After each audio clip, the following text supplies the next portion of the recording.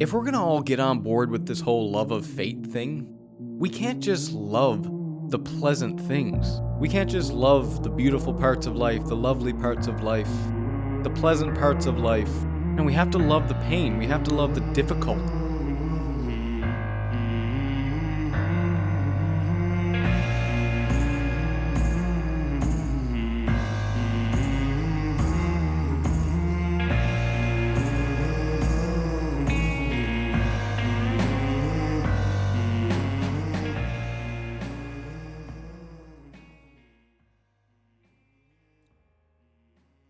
I must die. I must be imprisoned. I must suffer exile. But must I die groaning? Must I whine as well? Can anyone hinder me from going into exile with a smile? The master threatens to chain me. What say you? Chain me. My leg you will chain, yes, but not my will, no. Not even Zeus can conquer that. It's a quote from our good buddy Epictetus.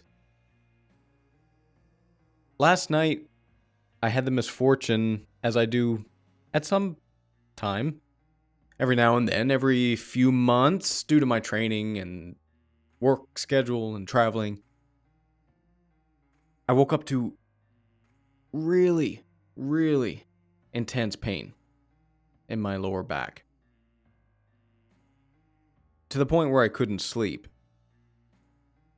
And I'm not telling you this to play victim because I think everyone has pain in life.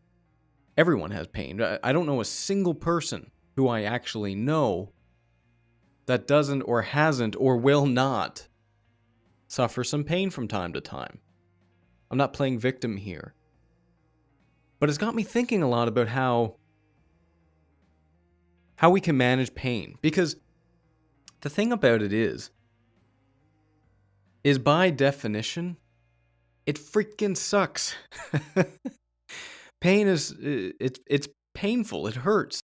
Your whole body is wired to focus on pain.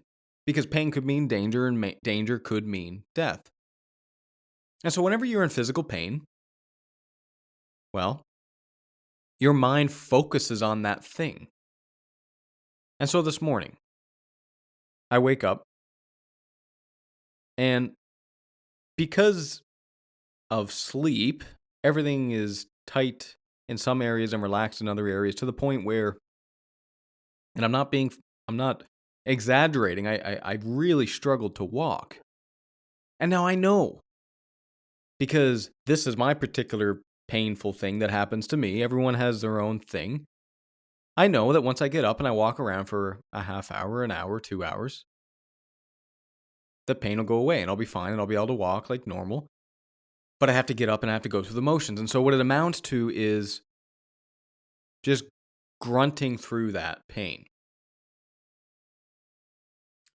And so, like, what's the Stoic way to really deal with that? Because it's interesting. Like, I'm a big fan of Dostoevsky, and if you read his book Notes from Underground, it's really a reflection on how we deal with the pain in life. And this is the person that you do not want to be. You don't want to be the person that's bitter and resentful, and that makes everything around them worse whenever they're in pain. You want to be the Stoic. You don't want to be the underground man. You want to be the Marcus Aurelius. You want to be the Epictetus. You want to be the person who goes through pain with grace. And so what does that mean? Let's reflect on a few ideas here in Stoicism. First of all, like everything else, pain is not inherently bad in Stoicism. What is good in Stoicism? It's virtue. It's being a good person. And physical pain, that doesn't really dictate whether or not you're a good person or not. It has nothing to do with it. And so this is a really hard pill to swallow. Because again, your whole body is wired for you to feel pain and go, holy shit, I need to focus on that. I need to maybe even get a little angry about that because I might have to defend myself. I have to grunt through this. And woe is me. Why do I have to go through this pain? But the Stoics say, no. An evil is an evil, and evil is considering pain to be bad. And man, that's If you could even just do that, wouldn't that be enough? Wouldn't that be enough to just say, pain is not inherently bad, and to believe that? So you wake up in the morning, you can't bloody walk. And opposed to labeling that as, well, this is bad, you say, this is unpleasant. But my character isn't really affected. And in fact, it's an opportunity for me to develop my character, to grow my character, to show my character. Even when no one is watching. The next thing here, the obvious one, what is in your control and what is not within your control?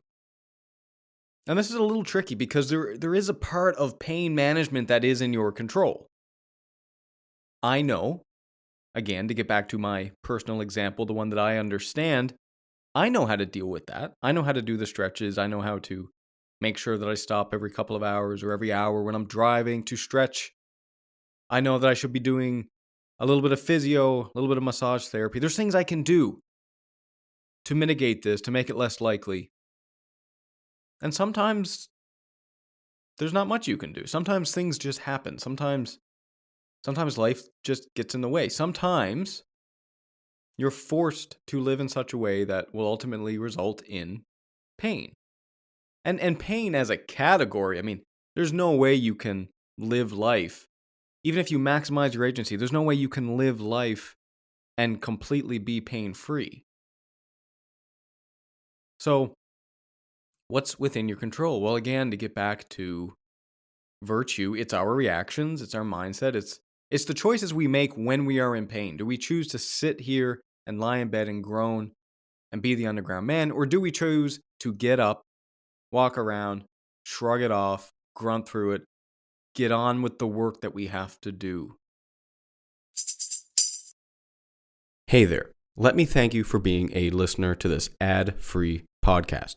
If you enjoy the podcast, there are a few things you can do to help me out. A 5-star review on Spotify or wherever you're listening to this really does help, and it's free. You can also sign up for my Substack newsletter or Patreon. Substack free gets each episode emailed to you along with the transcripts in the form of an article. You'll also get access to my live talks, followed by a Q&A afterward. Substack Premium supporters and my patrons on Patreon get access to the recordings and a brief article of those Q&A sessions, access to full episodes of the Paradoxically Speaking podcast, my Steps to Success interview series, Stoic meditations, and much more. Links to Substack and Patreon can be found in the show notes. Aligned with these two ideas, I mean, all these ideas are really connected, right? But it's important to hit this stuff from different angles. It's just the practice of indifference. Okay, again, pain is an indifferent. It's not good. It's not bad.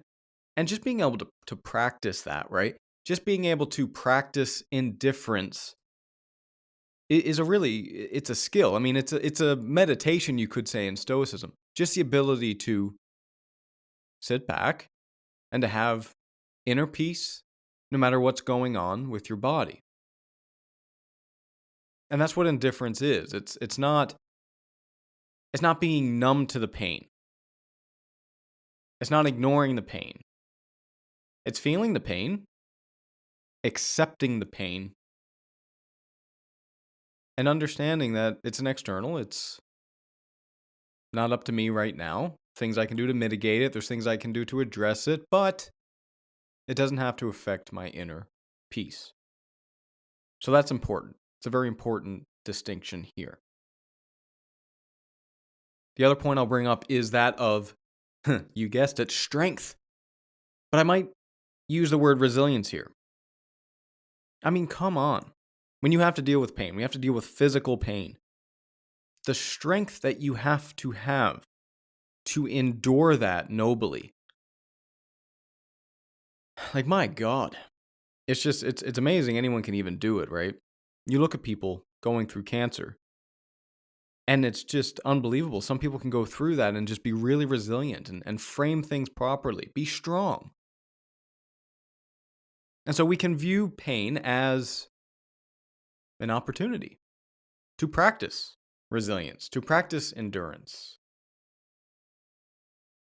It's very interesting. I mean, Marcus Aurelius, in many of his meditations, he wrote that when he was in his old age. So, of course, he had a lot of pain. And he would remind himself that pain is a temporary sensation. And not only is it a temporary sensation, it's a temporary sensation that our minds can withstand. I mean, listen, here's the crazy thing about resilience and human strength and the strength of the human spirit. It's so it's so powerful. And the same people that are able to go through cancer while having excruciating pain and to still be able to laugh with their children, even while they're grimacing in pain, to be able to be present, to say I love you to someone, that strength of the human spirit, it's so much stronger than pain. So much stronger. It's incredible. It's incredible that something like pain that's designed by evolution, your whole body's designed to look for pain and be alert to it and try and address it. And the fear of death that comes along with that. The human spirit is able to overcome that. And good God, if that's not an impressive thing, I don't know what is. And so pain is an opportunity to build resilience, to show resilience. The last point I'll touch on here is something that we should all think about all the time, which is amor fati. It's acceptance of one's fate. I mean, listen, there's a flow to your life. There's a flow to your life. It's due to a lot of the momentum you have, because whether you want to admit it or not, we don't completely have free will because we're being pushed by life all the time. So we don't have complete free will, but we have free will in the sense that we can choose how we react and how we move forward. But you have momentum from your life so far. And what do I mean by momentum? I mean, you're probably going to work. You probably have some hobbies. You probably have some friends you hang out with. And that's a rhythm. It's momentum. It's pushing you along into the flow of life. And unfortunately, or rather, not really fortunately or unfortunately, because it's an indifferent, but pain is a part of that flow of life. Pain is inevitable. That's the thing. You have to understand that pain is a truth that we can't escape. We can't escape it, but we can transcend it. We can embrace it. We don't have to love it. I mean, we do in a sense. Acceptance and love are, in some sense, the same thing, but we don't have to like it. We just can't resist it. We have to embrace it. And here's the crazy thing about this stuff. The moment you fight, the moment you resist, is the moment you only add suffering to the equation. So you might think that, this is the way to go. This is the way. I'm going to be bitter. I'm going to be resentful like the underground man. I'm going to be the person. I'm going to be all angry all the time and let it out on other people. From the outside looking in, we all know that the people that are doing that are suffering more because of the fact that they're doing that. And in fact, they are suffering more because they are acting that way than the pain itself. Amor fati. It's not about liking whatever happens to you, but it's about loving whatever happens to you. And if we're going to all get on board with this whole love of fate thing, we can't just love the pleasant things. We can't just love the beautiful parts of life, the lovely parts of life, the pleasant parts of life. And we have to love the pain. We have to love the difficulty. We have to love waking up 3 a.m., afraid to roll over because of pain. We have to love the fact that we have to get up in the morning and struggle to walk for 30 minutes before everything loosens up. We gotta love it. I'm not saying that's easy. Of course, it's not easy. It's like you have to learn to love pain. Like, what the hell does that? How do you even do that? Well, people do it. That's the thing. Again, the human spirit is so powerful. So we can't stop pain. Pain is a natural part of life. It's an inevitable aspect of the human experience. We cannot control the fact that pain occurs. We can't stop it from happening, but with the Stoic mindset, we can transcend it. We can transcend pain, meaning we can go through pain. And it's not that we don't feel it, but it's that it ceases to be irrelevant because we are being, capital G, good.